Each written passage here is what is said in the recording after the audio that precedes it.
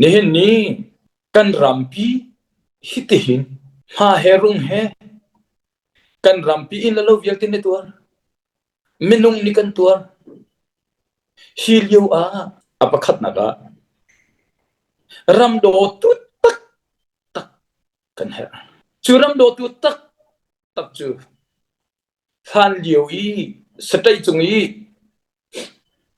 tema mo vot nan ka peka chu ne chu kan tu pian thala ye chu kan tu pian hala ke ram do mi chu ka seti mi kha atu hi khoi ka ran ti kan thai ti lo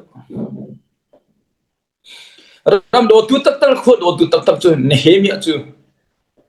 persia siang perang ina nuam tin ong ko nai siang perang ini siang perang rol thol siang perang zu thoni an hangam ter kholo adol kholo zana i zonga it kholo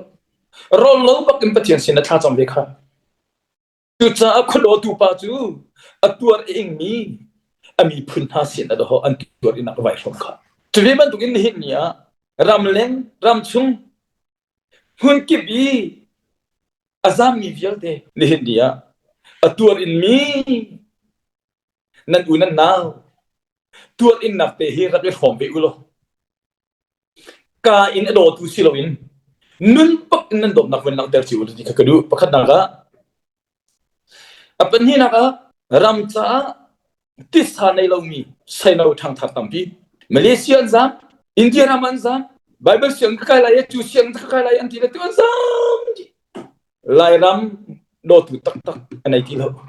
fanu fa pa tampi nei ko chung i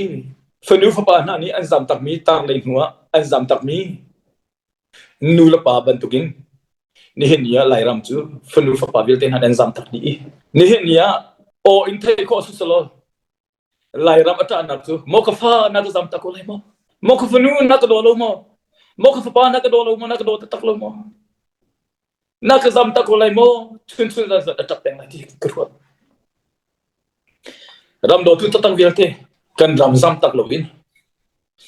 lairam kan zam tak lai lo ti mi hi asak long sa lo in a phulo in atuar in mi lairam chung a hin atuar in na ka hom hausi pi mi de kha bicha ben du na ka long tu